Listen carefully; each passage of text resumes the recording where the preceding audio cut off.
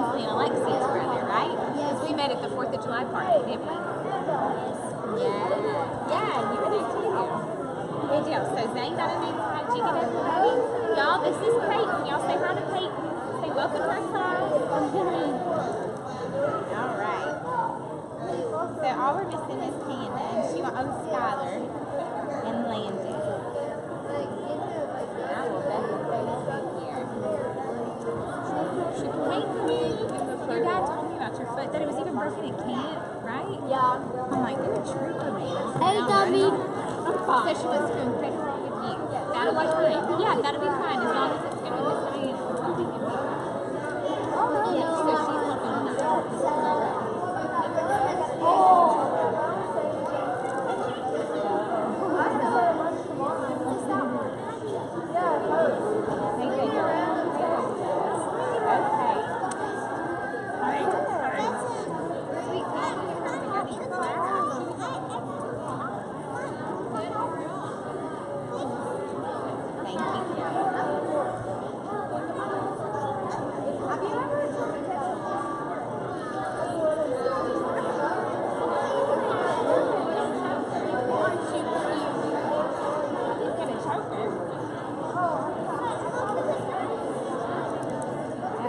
Kinsley, you came with Rudy, with Emmeline, and is that right? Do you call it Rudy or Emmeline? You know? Not sure. Are y'all neighbors? No? What school do you go to? Where? Oh yeah. Do you know Mr. Bryant? He teaches 4th grade. He's Batman tonight. You'll see him because he goes. Yeah, you know Batman, don't you? Oh, careful. Hey, be nice.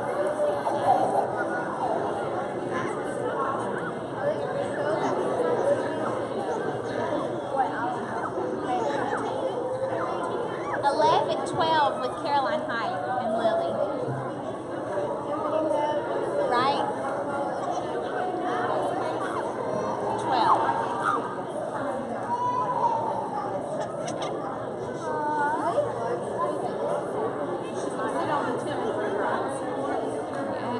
Oh yeah, Ava's 13. Ava, I mean Abby, come here. You can sit on either row. This is Miss Bailey. This is Abby. I know Caroline. We got two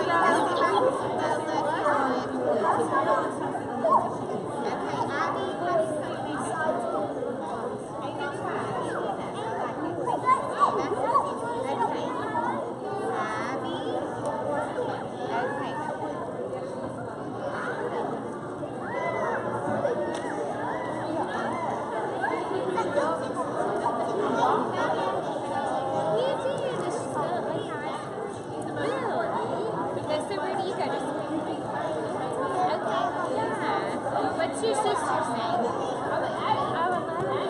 I love that. Excuse me, let's try it outside.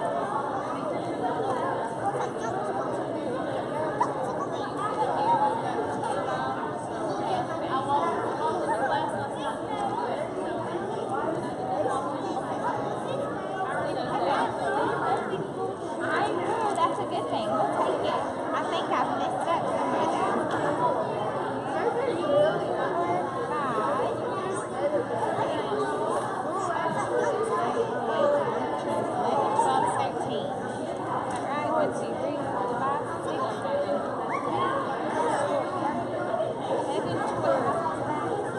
I hope so. I thought she was. My name's Heather. Miss Heather or Miss Riley has two. Let me go check. Oh, she had a teacher conference. I think in Nashville or somewhere. Hey Jennifer, I'm gonna go check for their teacher real quick.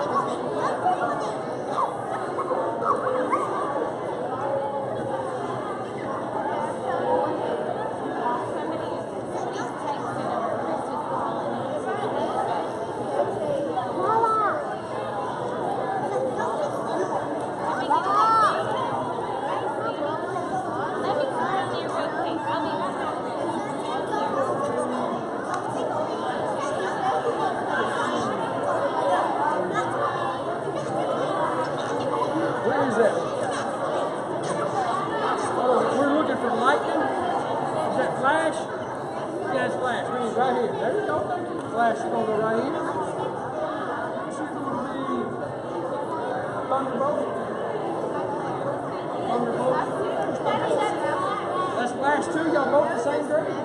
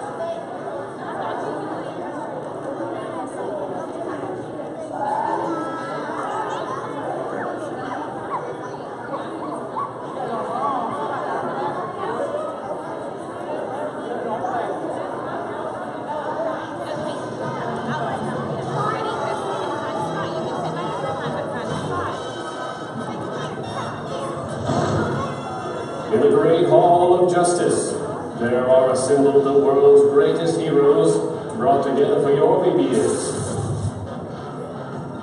Superman, Wonder Woman, Batman and Robin, Aquaman, The Flash,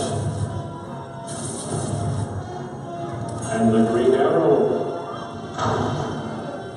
Their mission? To fight injustice, to right that which is wrong, and to serve as a friend to all mankind.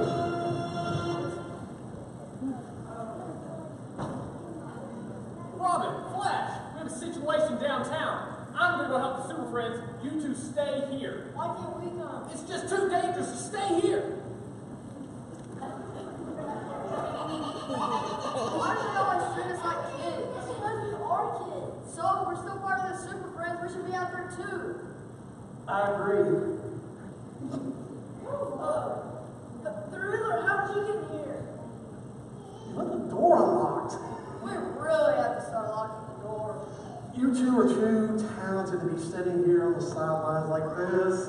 I'll make you put you in my group, and I will even get you a supercar.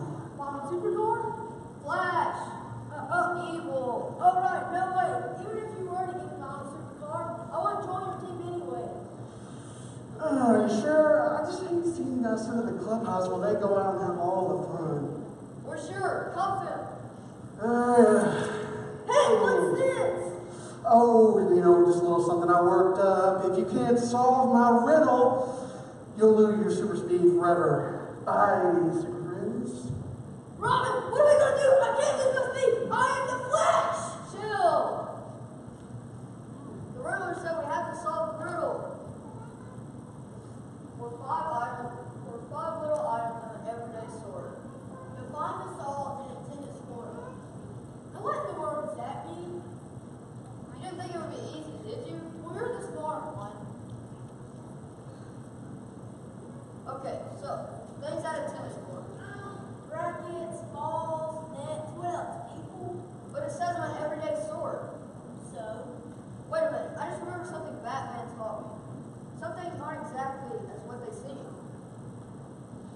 Sometimes you have to look at things a little different. What do you mean? Watch this.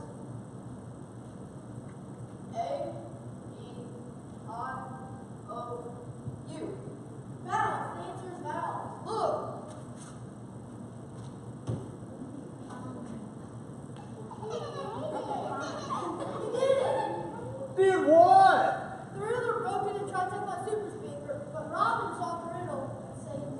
Good job, Robin.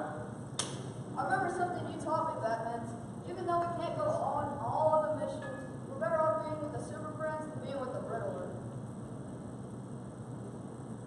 Like the story of Elijah and Elisha. Elisha learned from Elijah so that one day he could be the prophet of God. We're all blessed by older Christians that we can look up to. Good people that we can strive to be like. Oh, great job, Super Friends. And I'll tell you what, I believe it's a good day to go get some ice cream. And you know what? Batman's buying. Oh, I should have seen that one coming. I'm Super Friends.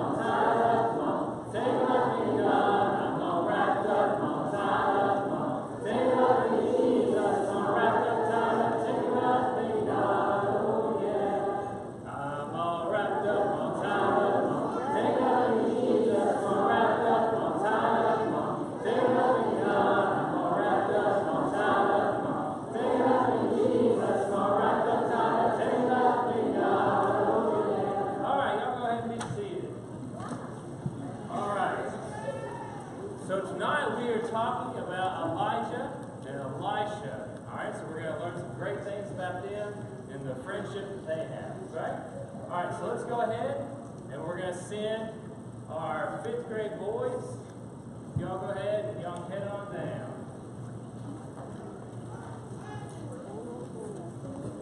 And our 3rd through 5th grade girls, y'all have go ahead and go.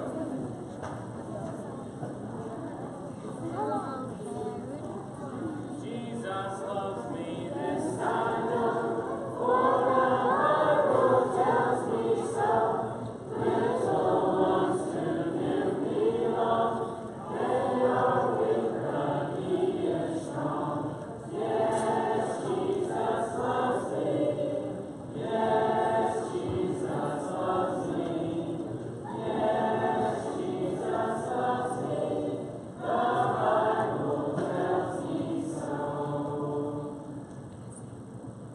God is so good. God is so good. God is so good. He's so good to me. God answers prayer. God answers prayer. God answers prayer. He's so good to me.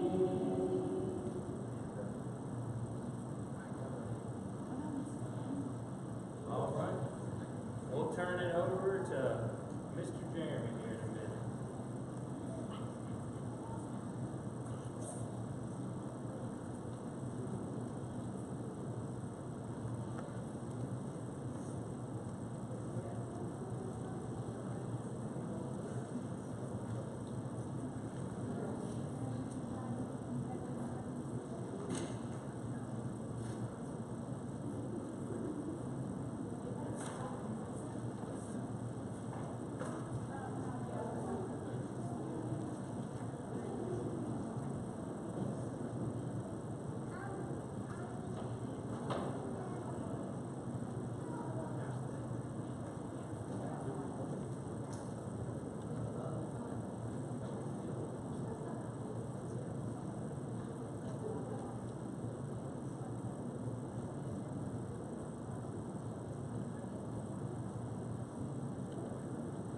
Hope everyone's doing well tonight. We continue our vacation Bible school here at Northview, and we're in for a special treat tonight. Somewhat of a double dip, I guess you could call it, because our speaker for tonight, our teacher for the auditorium class, is going to be John David Schwartz, who is the youth minister at Graymere. And I can say a few more things about him later, but the reason I'm saying that we're double dipping, he's actually going to be leading us in our period of singing before we have our refreshment break like we had last night. Now, one thing I might say before we turn it over to him, let me remind you, when we go out for the refreshments that'll be out in the foyer, just make sure to enjoy those out there and not bring those back in here. I think we forgot to say that last night. So you can enjoy those out in the foyer if indeed you choose to get up and take part in that. But I don't have too many announcements to start out with this evening. And at this time, I'll turn it over to John David as he comes to lead us in singing.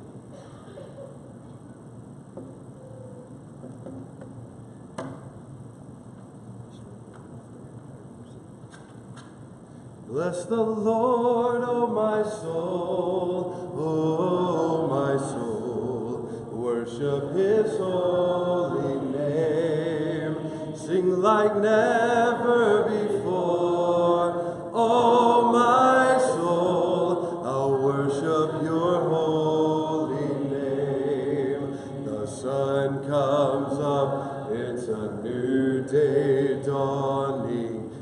It's time to sing your song again. Whatever may pass and whatever lies before me, let me be singing till the evening comes. Bless the Lord, O my soul, O my soul. Worship His holy holy name.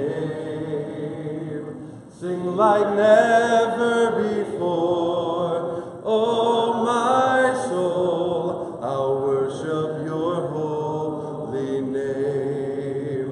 You're rich in love and you're slow to anger. Your name is great and your heart is kind. For all your goodness I will keep on singing. 10,000 reasons for my heart to find. Bless the Lord, oh my soul, oh my soul. Worship his holy name. Sing like never before. Oh my soul, I'll worship your holy name. And on that day when my strength is failing, the end draws near and my time has come, still my soul will sing your praise unending. 10,000 years and then forevermore. To bless the Lord, oh my soul, oh my soul. Worship his holy name. Sing like never before. Oh my soul, I'll worship your holy name. Sing like never before. Oh my soul, I'll worship your holy name. I'll worship your holy name. I'll worship your holy name. I picked out some songs that might be a little newer tonight, but I hope you'll bear with me and learn some of these. This is called God on the Mountain. Life is easy when you're up on the mountain and you've got peace of mind like you've never known. But when things change and you're down in the valley, don't lose faith, for you're never alone. And the God on the mountain is still God in the valley. When things go wrong, he'll make them right. And the God in the good times is still God in the bad times. The God of the day is still God of the night. We talk of faith when we're up on the mountain, but talk comes easy when life's at its best. But in the valley of trials and temptations, that's when faith is really put to the test. And the God on the mountain is still God in the valley. When things go wrong, he'll make them right. And the God in the good times is still God in the bad times. The God of the day is still God of the night.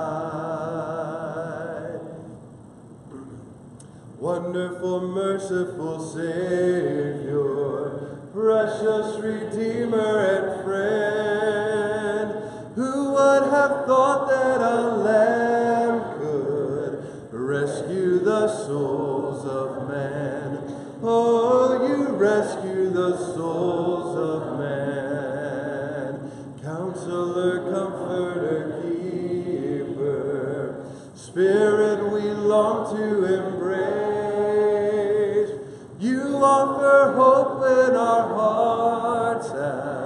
hopelessly lost our way. Oh, we've hopelessly lost our way. You are the one that we praise. You are the one we adore. You give the healing and grace our hearts always hunger for. Oh, our hearts always hunger for. Almighty infinite Father, faithfully loving your own. Here in our weakness you find us, falling before your throne. Oh, we're falling before your throne. You are the one that we praise. You are the one we adore. Give the healing and grace our hearts always hunger for. Oh, our hearts always hunger for. You are the one that we praise. You are the one we adore. You give the healing and grace our hearts always hunger for. Oh, our hearts always hunger for. Father, we love you. We worship and adore you. Glorify your name in all the earth. Glorify your name.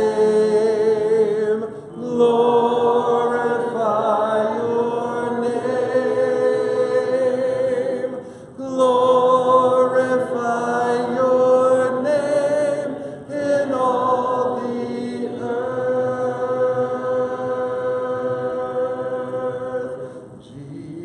Jesus, we love you. We worship and adore you.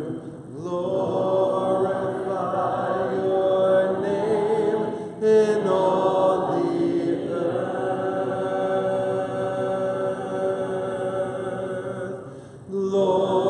Glorify your name. Glorify your name. Glorify your name in all the earth. Spirit, we love you. We worship and adore you. Glorify your name in all the earth.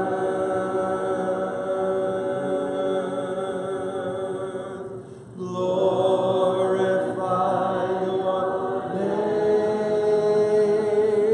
Glorify your name. Glorify your name in all the earth.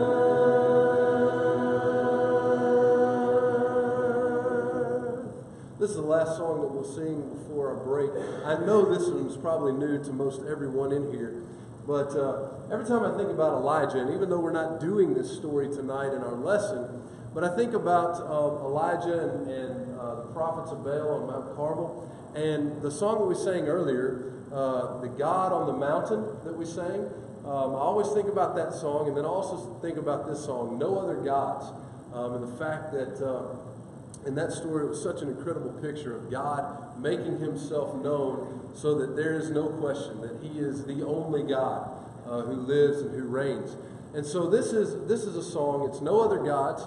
The men will start out, and we will lead, and the ladies will echo, and then we'll go to the chorus, and we'll all sing together. So, because this one's such a new song, I want to take time to make sure that we learn it before we just fly right through it. So here's how it goes, all right? The guys will lead, and the ladies will echo. The God of the heavens, the God of the heavens, the Ancient of Days. All right, ladies, you're going to have to sing out for me, all right? I know sometimes that we don't like ourselves to be heard if we're not sure, but it's really simple. Just, ladies, you echo exactly what the guys start out with. All right, let's try that again. Guys, you've heard that part, so sing out this time with me. The God of the heavens, the Ancient of Days, the God of our fathers, and God of our praise, the Alpha Omega, beginning and end, forever and ever, your kingdom will stand. We come to bow before you now. We come to lay our lives down. We will have no other gods before you. Nothing on earth will compete for your throne. You are the sovereign I am, and you reign in our hearts alone. We will exalt you on high forever, King of all kings and the Lord of all lords. We will have no other gods before you. All right, let's go back and do the first verse again. Now you've heard the whole thing, and I tell you what, let's stand up and sing this one. This will be our last song before our break. The God of the heavens, the Ancient of Days, the God of our fathers, and God of our praise, the Alpha Omega, beginning and end, forever and ever, your kingdom will stand. We come to bow before you now. We come to lay our lives down. We will have no other gods before you. Nothing on earth will compete for your throne. You are the sovereign I am, and you reign in our hearts alone. We will exalt you on high forever, King of all kings and the Lord of all lords. We will have no other gods before you, our Maker, Creator. Before time began, Messiah and Savior, Redeemer and friend, our rock of salvation, so faithful and true. We give all the glory and honor to you,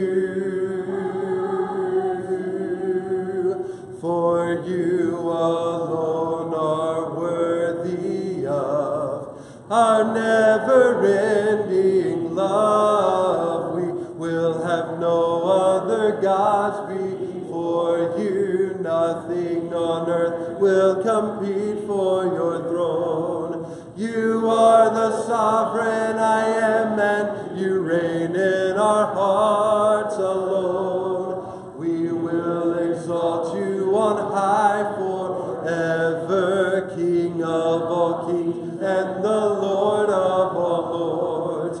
We will have no other gods before you. Break time. Thanks for singing out and learning that song.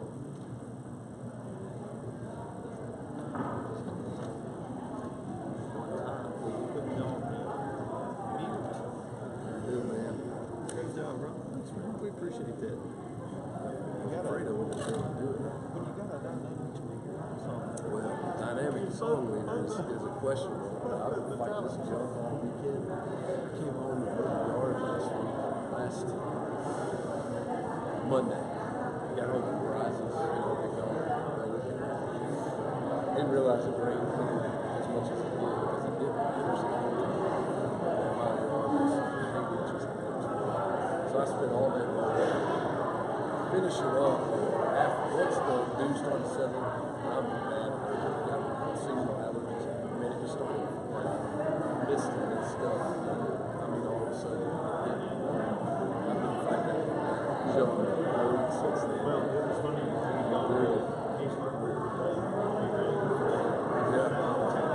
Yeah. Talking about the tree falling or whatever. He said, yeah, you know, John Davis been playing. And I said, hey, let us come over and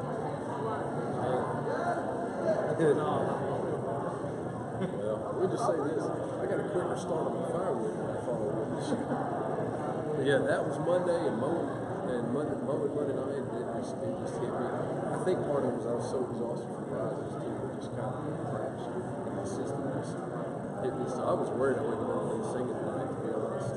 well, hey, we're glad that you were able to. Yeah. I was excited too. Yeah, for some reason, I was thinking about it today. I was playing a third Monday workshop. Sorry, I kept not responding. No, that's okay. But I just thought, man, I hadn't heard back from him. I said, hope everything's okay. He said, I find a way to get in touch with you. For some reason, some of my contacts did not transfer. Yeah, some of my contacts did not transfer over. I had your number in my other phone, but yes, I got it now. Okay. Jonathan Hickerson. How you doing there, Brother Hickerson? You behave? That's not any fun, though, is it?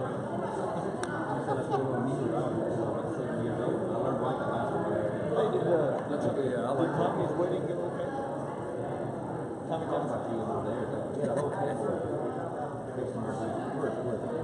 I had a whole table. I actually ran into one of the guys we were with today. I was coming out of Dennis's in Hendersonville, and the van rolled up with the trailer, and Jeremy, it's Jackie Parker. We graduated high school together. And then I saw two older ladies I met from Portland, and I heard their last name. I was coming out of the men's room, and I already knew she looked familiar, and I heard the hostess say, Cummings, part of 2. So I stopped in my tracks and I turned around. I said, hey, Joyce Cummings. He says, yeah. And then she realized who I was. It's a table of people from Portland, and they all knew your dad. Yeah. And a couple of the young guys knew about he had a Cape Buffalo in there or something recently, or last year or sometime. Anyway, I brought that up, and I couldn't remember his dad's name, but they Foster. but they knew all about it. And I don't have a clue who this voice were. I forgot the name that quick. Yeah, we talked about you that night. Well, Not a lot of his family was there. and see, I was trying. I can't remember what the status is with his parents or where they live or anything like that. And I knew, he had, of course, been in the military and then he'd come back. And so It must be a real strained relationship. He said, Jonathan, my family's selfish. I don't know. There wasn't a lot of them there. Well, and I don't know much about that situation other than he was worshiping in Fountain Head. You remember? I don't know if you would have been here when Mac Miller came and spoke last year for our summer series. But I'm fixing to go up there. But that's where Tommy was worshiping. Oh, really? But he's not been there in quite a while. Oh, okay. I don't know it, but he just his family, they got married in the Catholics, Methodist ways. Yeah. And I heard people behind me that was in Portland. Of course, Boy, Tommy and I, we've had some good times over the years. But some of his people I like just here. haven't been able to talk to him Oh, yeah. lately. But I can hear some of his people right here. They were during the wedding. We were outside waiting. I could hear them talking out loud. They're really against that. But, Well, Tommy was a good one. We had some good times growing up. Because the best I remember, he moved away and then he came back. okay. Yeah, I've been around him, family reunion and get-togethers and parties. I like him too. And so, where was it? Was it Orlando or Cross Plains? Are you married at? Yeah. Murfreesboro. Okay. Yeah. For some reason, I thought I heard you mention Orlando or something. It could have been Franklin. I forgot exactly where it was, but it was somewhere that way. Yeah. It was a nice. I guess it was Nashville. We were in Nashville somewhere in a nice house in the middle of a subdivision that felt like we were on a plantation. No plantation. It was cool. Cool. So how long have you been back in Florida? Since last October. Okay, gotcha. Good. Of course, I remember that. Okay. She hears now? Yes. Okay. Great. Stay out in the okay. Every other week. That's the reason why I moved up here. That's amazing. That's been like 8 years since you've been outside. It's been that long. Yeah. Well, when did you move to Dixon? 10? Around that time? No, it was 2000. I should have 14. I moved to Centerville in 2012. Okay, it's been 8 years. Yeah. That's crazy. 8 years. I still keep in touch with quite a few people. Yeah. It's all true.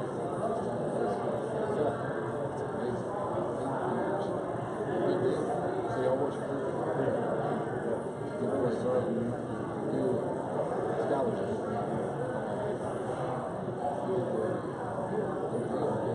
This was the first place for Michigan to start.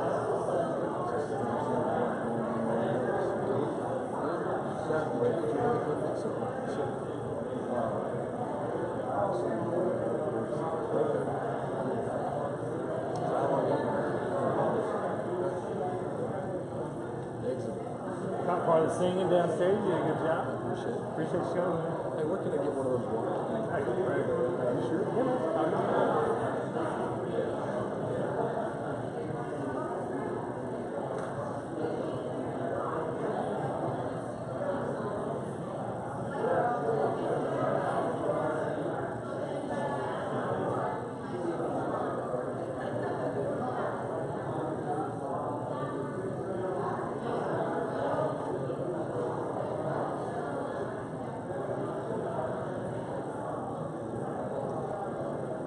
Yeah.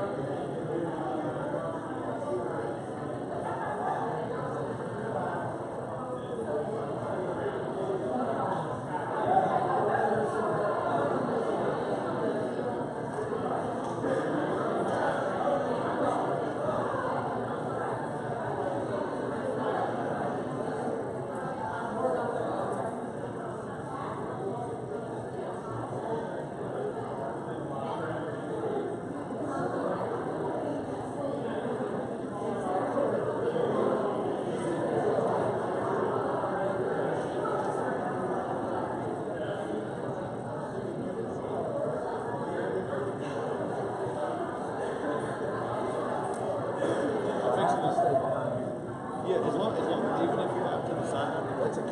It'll still pick you up. Yeah, that's our live stream camera. We're straight. Yeah, look. We'll just delete you for now. Let me catch read.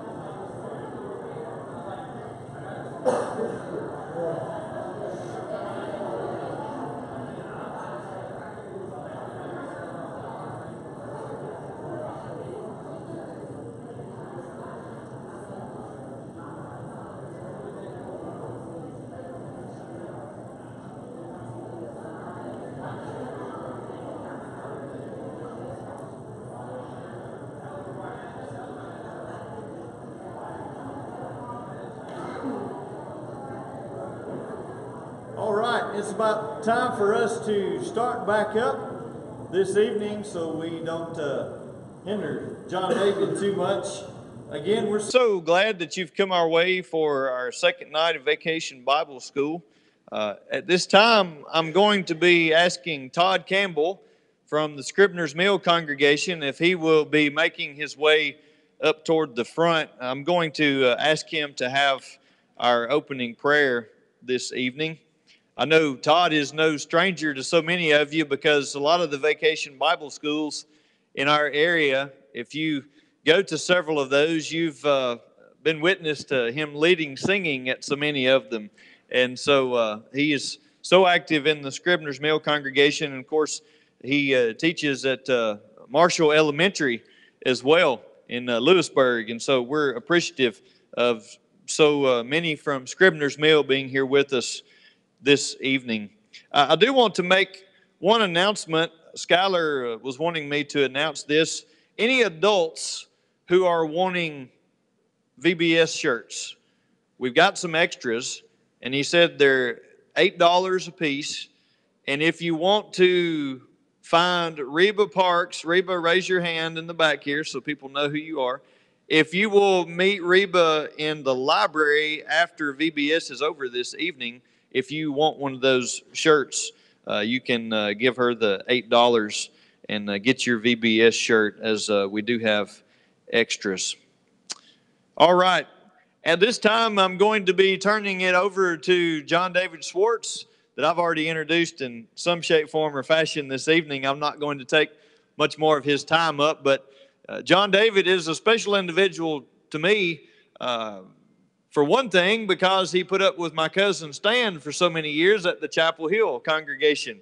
And so he's now at Graymere and a great influence on the young people in that congregation and leads singing and does so many great things there. So at this time, before JD comes to speak to us, I'm going to give the mic to Todd Campbell and have him lead us in the prayer, and then we'll turn it over to JD.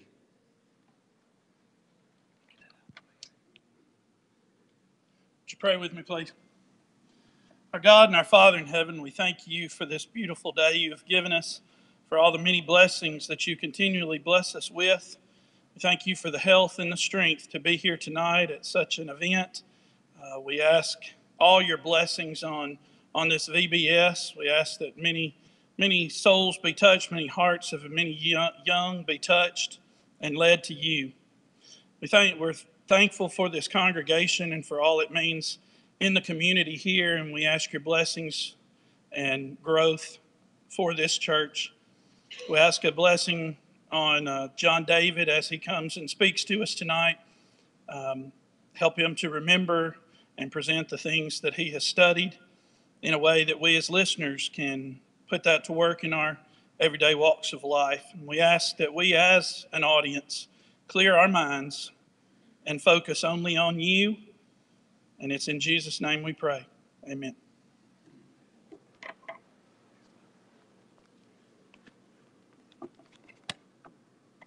If you will go ahead and turn to 1 Kings 19. 1 Kings 19. Appreciate you guys letting me be here tonight. I appreciate you letting me teach that song. That's a pretty neat song to me, the No Other God song, just because of who God is. And I want to start out, while you're turning to 1 Kings 19, I don't mean to be morbid. Well, actually I do, and here's why. At some point, you ready for this? I'm fixing to get real morbid. Every single person in here is going to die. Is that morbid enough for you? Let me go a little further.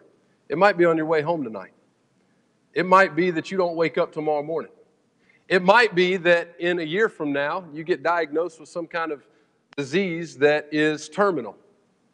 It might be that you live a long life and you die the way that you hoped you always would die, that you're sitting in your recliner and you just fall asleep for all eternity. But at some point, every single person in this room is going to die. What are you going to do to touch the people around you while you have that time to touch the people around you? You ever thought about that?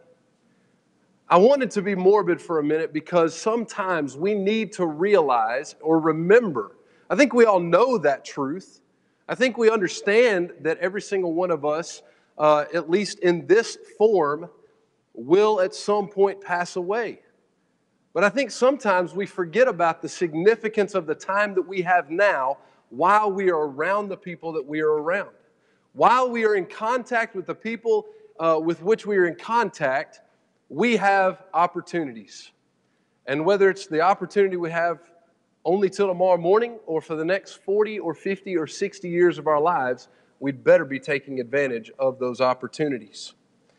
And this is what I want us to find in the relationship between Elijah and Elisha tonight. We're going to walk through the relationship that these two have. And I'll be honest, this may end up being about a 5-minute lesson because there's not a lot on this relationship, okay?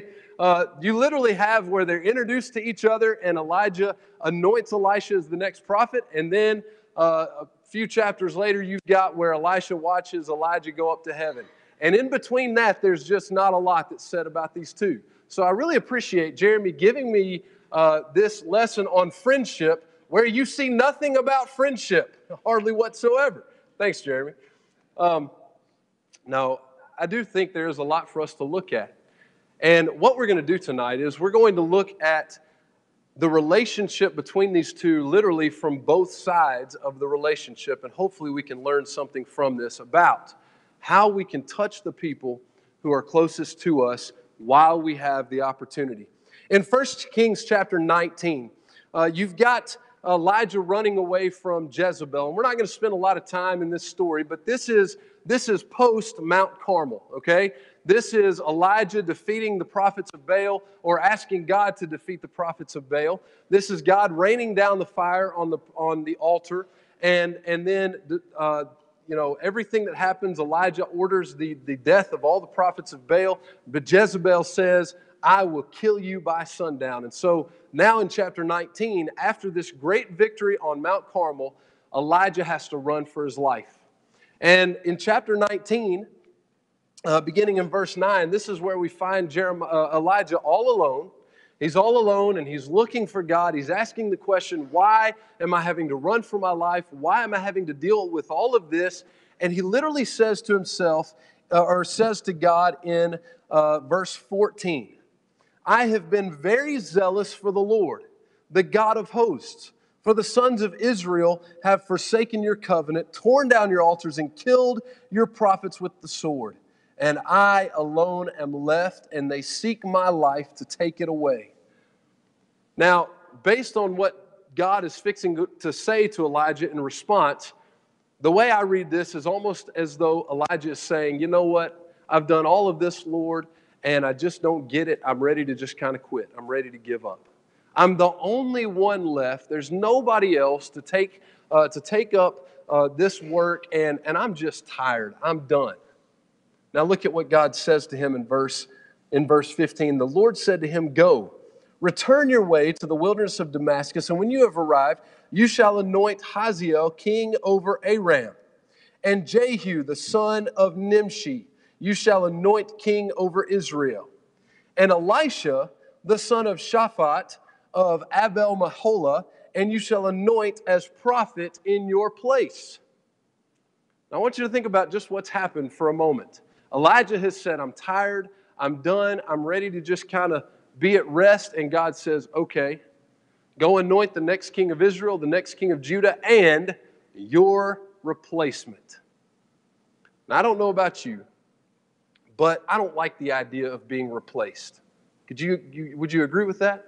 Nobody really likes the idea of being replaced. But it's one of those moments in Elijah's life that all of a sudden he has to come to terms with reality.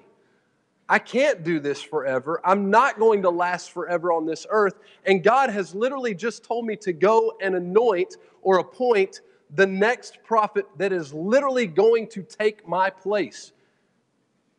Now, if that's me, I've got a sick feeling in a pit in my stomach that it's like, wow, maybe I said the wrong thing there. Maybe I didn't realize that in my bluff, God would call me in my bluff and say, okay, if you're ready to be done, be done. But Elijah now has to come to terms with the fact that he's not going to last any longer, and he has to go anoint his replacement prophet for the next several years in the ministries of Judah and Israel. So now we turn the page, or at least in my Bible, we turn the page, and God continues to talk. It says, it shall come about, in verse 17, the one who escapes from the sword of Hazael, Jehu shall put to death, and the one who escapes from the sword of Jehu, Elisha shall put to death. But I will leave 7,000 in Israel, all the knees that have not bowed to Baal, and every mouth that has not kissed him. First of all, Elijah, maybe you made a mistake in thinking that you were done. But because you're done, I'm going to replace you. You also just need to realize that I don't ever quit working. And this is just kind of an aside in our lesson tonight. But God is saying to Elijah, don't forget that I'm not done working. I've continued to help things go the way that I need them to go for not only Judah and Israel, but more importantly for the history that is to follow, and the fact that God is literally preserving His line, His chosen people, so that Jesus could come through that line. But now He says, just remember, there are a lot of people left. 7,000. You're not alone, but now you've got to go anoint your replacement. So Elijah left. Verse 19, he departed from there. He found Elisha, the son of Shaphat, and while he was plowing with 12 pairs of oxen before him, and he with the 12th, and Elijah passed over to him and threw his mantle on him. He left the oxen and ran after Elijah and said, please let me kiss my father and my mother, then I will follow you. And he said to him, go back again, for what have I done to you? So Elisha returned from following him and took the pair of oxen and sacrificed them and boiled their flesh with the implements of the oxen and gave it to the people, and they ate. Then he arose and followed Elijah and ministered to him.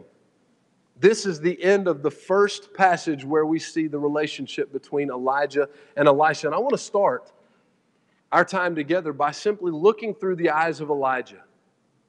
Through the eyes of Elijah, in the fact that he is going to anoint his replacement, and now he's going to become the mentor for the next great prophet of Israel. There comes a point in our lives where we have an opportunity to look at people around us and start thinking about how we can raise them up to be the next leaders.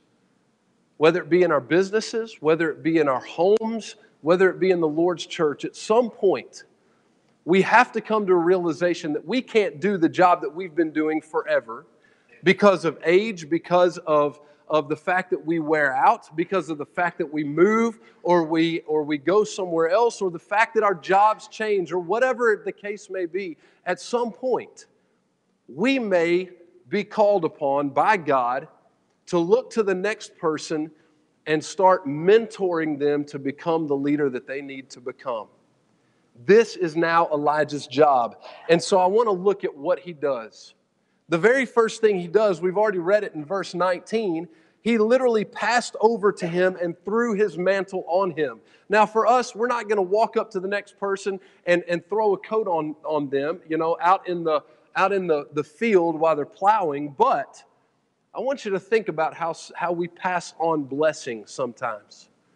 Literally what Elijah is doing is he is giving his blessing to Elisha as the next great prophet of God. Think about all the ways that you can give a blessing to somebody else. Blessing is actually a word that I think sometimes we overlook in the Bible. But when you go back to the Old Testament, think about all the times that you're reading through the Old Testament and you see where a father would give a blessing to the son or the daughter. Think about how that ended up being such a major part of passing on some type of history or some type of almost in times prophecy. When you go and look at the blessings that Jacob passes on to his 12 sons at the end of Genesis, what you see is an amazing, almost prophetic blessing. And it's not that every single blessing that you give somebody becomes a prophecy, but what happens is, as you speak blessing into the lives of others or gesture blessing into the lives of others, you are actually empowering them to step up in a certain way. Have you ever thought about how it works with children? When children are younger and they start thinking about what they want to do when they grow up, we ask the question, hey, what do you want to be when you grow up? And most of the time, the answers that you get are the answers that entail jobs of like this really cool stuff, right? Man, I want to be a Navy SEAL. I want to be a firefighter. I want to be a policeman. I want to be a doctor in the ER. Why? Because they've seen these images on TV. They've seen these superhero type images, and to them, this is what's enthralling and this is what's cool and neat. They say, I want to be an NBA player, an NFL player. I want to be an amazing athlete, right? And sometimes some of our children will grow up to do those things that they set their minds to, early on. But when it comes to the athletics aspect of it, the NBA, the NFL, the professional athletics, most of the time, unless they're just a phenom, that's not going to happen. And so they got to kind of back up and, not necessarily back up and punt, but they got to rethink, all right? And so then they go back to well, you know what if I'm a firefighter? What if I'm a policeman? Hey, great jobs. But at some point, here's what happens in the mind of that child as he's growing up and literally starts thinking about, what am I going to be? What ends up shaping them into the career that they're going to choose is not always what's most exciting. It's not always what is the most enthralling and the most adventurous. Sometimes it's the blessing that is spoken into their lives. And instead of becoming a policeman, they become a school teacher. Instead of becoming a firefighter or a doctor, maybe they choose to be a preacher or a minister or a missionary. Do you see what I'm getting at here? And it's not that any of these jobs are better or worse than others, but all of a sudden they start coming to the realization that maybe this job isn't all about adventure, but maybe it's about compassion or sacrifice. It's about making a difference in the lives of others. Why? Because somebody made a difference in their lives. Children want to become teachers or grow up to become teachers because a specific teacher or teachers made an impact in their lives. Children in the church grow up to be ministers and missionaries. Why? Because at some point somebody tapped them on the shoulder and said, you know what? You would make a great minister, a great missionary. They grow up to be Bible school teachers and work on vacation Bible schools. Why? Because somebody said, you've got a gift teaching others. Some of them do grow up to be doctors and lawyers and firefighters and policemen. Why? Because maybe those people impacted them in a way that it stuck. That's what blessing does in the lives of people around them. It allows people to be lifted up in a way that maybe they've never thought about. You know what? I never thought I would be a youth minister. My dad's a doctor. I decided early on I wanted to be a doctor or do something in the field of medicine, and then I go to Freed-Hardeman University, and one of my best friends in the world taps me on the shoulder. He says, you know what, you'd be a great youth minister. Really? I've never thought about that. Here I am, almost 18 years later, doing what I never dreamed I would be doing because somebody tapped me on the shoulder and said, you can do this. I want you to go to 1 Peter chapter 3, verse 9 with me. We are going to skip around a little bit, so I would encourage you to keep your finger in 1 Kings 19, but I do want us to look at a couple of other passages. And I want you to look at 1 Peter chapter 3, verse 9. I want you to look at what Peter says about God's people blessing each other. 1 Peter chapter 3, verse 9. Not returning evil. Actually, let's back up to verse 8. To sum up, all of you be harmonious, sympathetic, brotherly, kind-hearted, and humble in spirit, not returning evil for evil or insult for insult, but giving a blessing instead. For you are called to the very purpose that you might inherit a blessing. In other words, he says, don't get caught up in trying to compete. Don't get caught up in sometimes the way that maybe we become jealous of each other or we backbite or whatever. Think back with me for a minute to the relationship between Elijah and Elisha and what it could have been. God says, you go appoint your replacement, the next prophet. And Elijah could have said, yeah, I'm not good with that.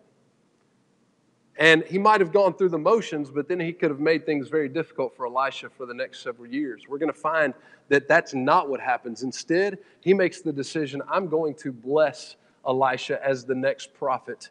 When you go to Mark chapter 10, for time's sake, we don't have to read through this. You know what this passage is. It's when the children start running up to Jesus, right? And all of the apostles are trying to push the children away because they're not supposed to be next to Jesus during this time. They're not good enough to be close to Jesus. And Jesus brings them closer. He says, hold on a minute.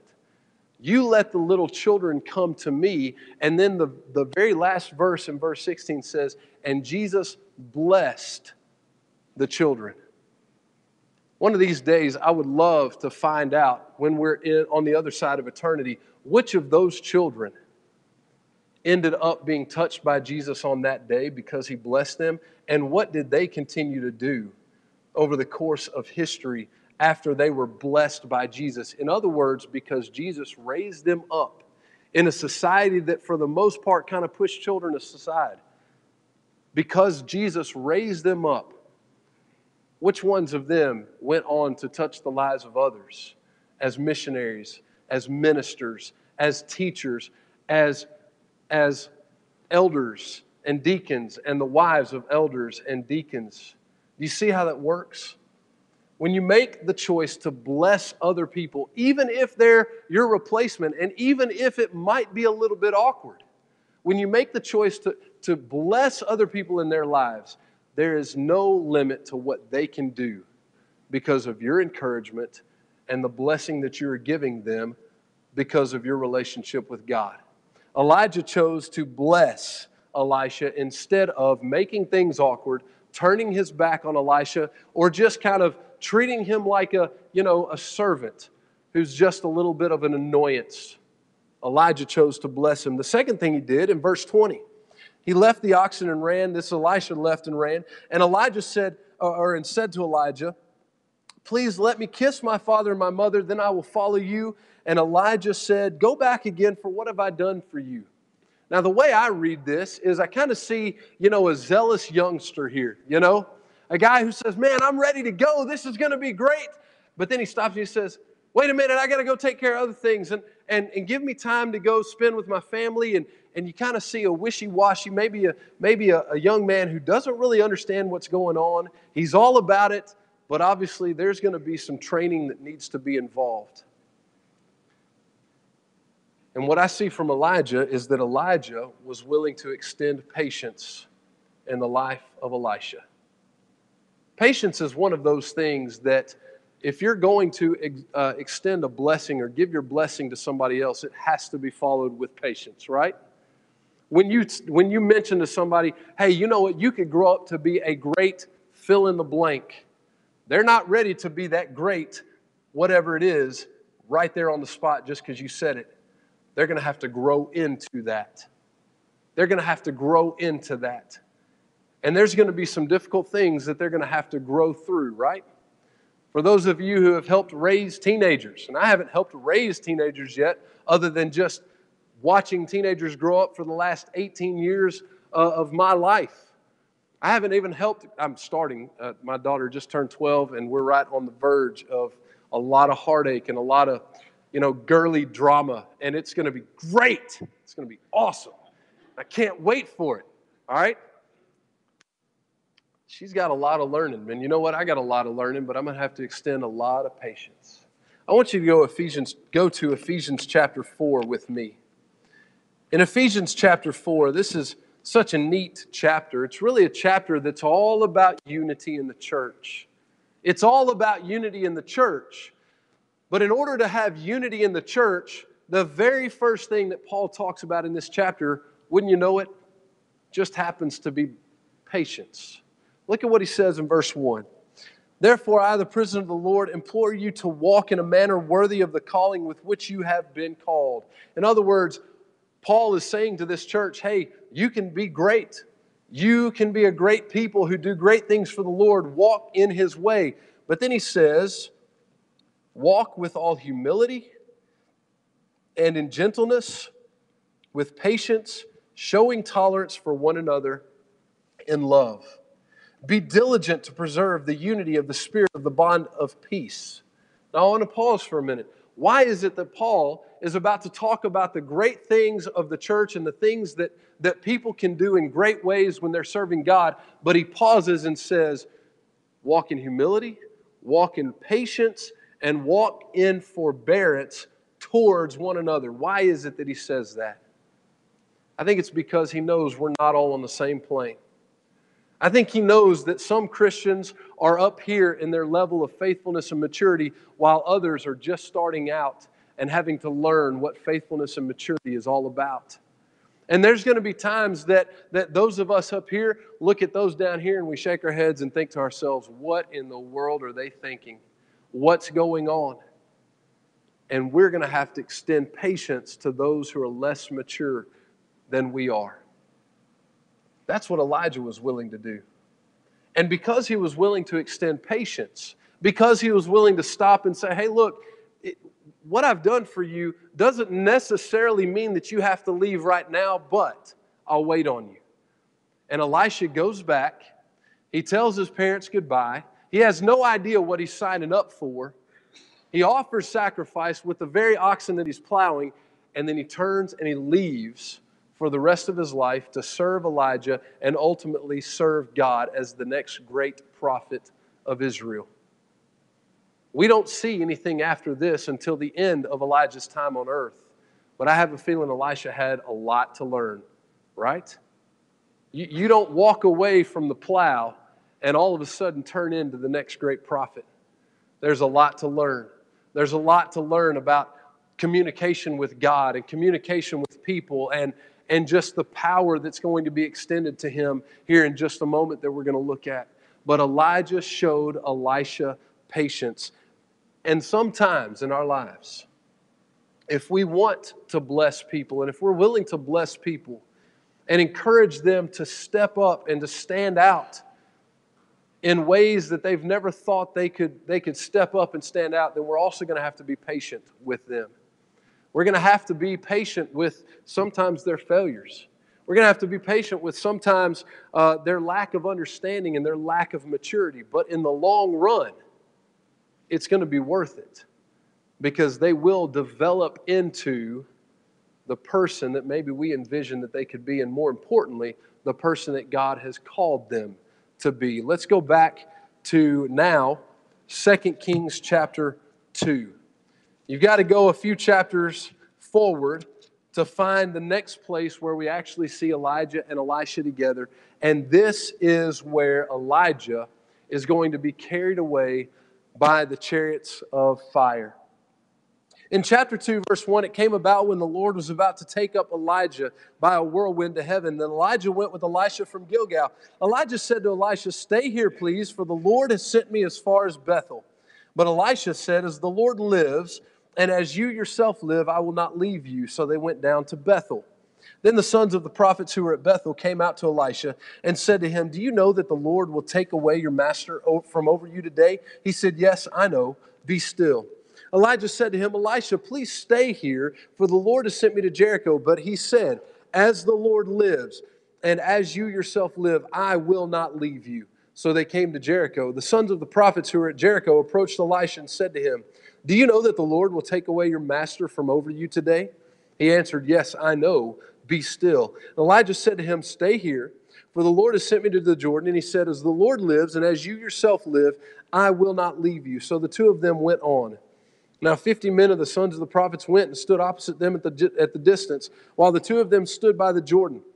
Elijah took his mantle and folded it together and struck the waters, and they were divided here and there, so that the two of them crossed over on dry ground. And when they had crossed over, Elijah said to Elisha, "Ask what I shall do for you before I am taken from you." And Elisha said, "Please let a double portion of your spirit be upon me." He said, "You have asked a hard thing. Nevertheless, if you see me when I am taken from you, it shall be so for you. But if not, it shall not be so." As they were going along and talking, behold, there appeared a chariot of fire and horses of fire, which separated the two of them, and Elijah went up by a whirlwind to heaven. Now, the majority of that passage we're going to revisit in just a moment when we look at it from Elisha's side. But here's the third thing that Elijah did in his relationship with Elisha. He gave his power to Elisha. Elisha says, "I want double portion of what you have." Now, that almost seems like a conceited and arrogant type thing, and we're going to talk about that a little bit more in a moment. But what I want you to notice is that Elijah didn't hesitate. He simply says, "If you see me being carried away or whatever this is going to look like, if you see it, you will have that double portion." Elijah wasn't struck with this jealousy or this envy of, "Oh man, he's going to be better than I am." No. He says, "You know what? I'm okay with Elisha's request, and I want him to have what he's asked for, this double portion of power." Figure out ways to extend resources to those that maybe you have to leave behind. I think about Paul. When you go over to the letters of Timothy that Paul writes to this young man Timothy, you go to 2 Timothy chapter 1, and he says, "Don't forget the gifts that I gave you when I laid my hands on you." God didn't give us a spirit of fear or timidness, but of power and love and discipline. Think about the time and the effort that Paul put into relationships like Timothy and Titus, and then later even John Mark. Think about what Paul was willing to extend, even though he was leaving those guys behind. He said, "I will give you whatever resources I can so that you can succeed in your duties." Figure out ways to leave things for people. It may not always be, I'm not talking about necessarily monetary gifts or wealth, but just what resources do you have? What wisdom do you have that you can pass on to somebody else? What experiences do you have that you can share in the stories that you tell to those who are younger than you? What things do people need to know about a certain task? Ways that it works better, that these things work better than if you do it this way. You know what? There's nothing wrong with sharing resources. And I think that's one of the responsibilities that we have as we're leaving behind those people that we have to leave. It's interesting that we often say this. How are we going to do this? We often say to ourselves, "I want my children to be better than I am," right? What are you doing to make it possible for your children to be better than you are? What resources are you leaving behind? What gifts are you helping them understand in their lives so that they can grow up to be the people that God has called them to be? What are you showing them in your marriages? What are you showing them as their parents? What are you showing them in their friendships and the way that you deal with people? What are you showing them in their attitude, in your attitude and behavior? Because you know what? they're going to emulate and copy every single one of those areas, right? Be sure and extend your resources to the people that you may have to leave behind so that they can have the best possible head start in being the best people that God has called them to be. That's what Elijah did for Elisha. It's what Paul did for Timothy. It's what so many of God's people do, and somebody has probably done that in your life as well. Pay that forward.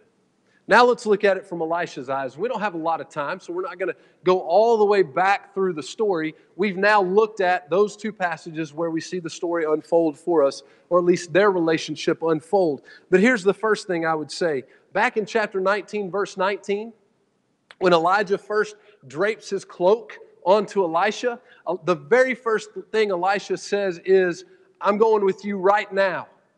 Here's the thing I would say to you. For those of us maybe who are younger, when you find that person who is a blessing to you, who you can look at as a mentor, who is wise with counsel and experience, you latch onto that person, you do not let go. I think one of the reasons that Elisha says, just give me a second, I'm gonna go in and say goodbye, but I am with you for the rest of my life, is because he recognized the type of person that Elijah was. He said, I'm not letting you out of my sight. I want to learn everything I can from you. I want to be just like you. And that's why he says, I want your double portion. Grab onto that person and do not let go. How many times in the book of Proverbs does Solomon talk to his son? Proverbs 4 verse 1 is one of those places where he says, listen to my teachings, son, the instructions of your father, and give attention that you may gain understanding. I give you sound teaching, and do not abandon my instruction. When I was a son to my father, tender and the only son in the sight of my mother, he taught me and said to me, let your heart hold fast to my words. Keep my commandments and live. Acquire wisdom, acquire understanding. Do not forget nor turn away from the words of my mouth. Solomon says, I listened to the things that my father taught me. I want you to listen to me. And we as sons or daughters or younger people, whatever the case may be, when we find that person who can impart to us wisdom, godly wisdom, and counsel and experience and prayers and friendship, we'd better latch onto that person and not let go. That's what Elisha did with Elijah. The second thing he did, I think he understood the maturity gap, and he understood the patience that it was going to take on Elijah's part in order for him to become the next great prophet. He says, I want to go with you. Almost as though I know that I'm not what I'm supposed to be yet, but you've anointed me, and I want to be that person. And so for the next several years, whatever that looked like, he learned how to be the next mature and amazing prophet of God. And then we go back to 2 Kings chapter 2. When Elijah asks Elisha, what is it that you want me to do for you? Elisha says, not arrogantly, not conceitedly, but he says, I want you to extend to me a double portion. We've got to be wise enough, even in our immaturity sometimes, to look at what is being offered to us on our behalf. I think sometimes in our youth, we might be arrogant. And when people are trying to impart resources and wisdom and blessing, we kind of shrug it off and act like we have everything under control, and we act like we know what it's supposed to be like, when in all actuality, we don't have a clue. I still remember what it was like as a teenager, thinking that I knew everything. And now I know that I didn't know a thing at all. And I still call Dad and Mom on a regular basis. I need help with this. What's the best way to go about this? My father is now an elder in the church. Dad, how would you deal with this situation? Look for wisdom and experience, and don't miss out on what people are trying to offer you and the resources that they are offering you. Pay attention to what they leave behind so that you can use it and be the best person that God has called you to be. What am I supposed to do right now?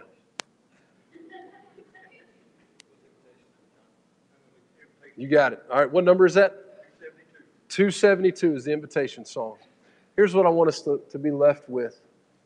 In many ways, there are a lot of Elijahs sitting here tonight. And in many ways, there are still a lot of Elishas sitting here tonight. When it comes to God, every single one of us is an Elisha when it comes to our relationship with God.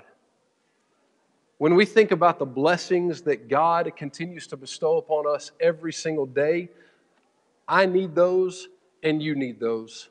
When I think about the mistakes that I make on a daily basis, I'm thankful that God is a patient God and not a God who is just ready to cast out fire and brimstone and strike me down in lightning the minute I mess up. I'm thankful for His patience.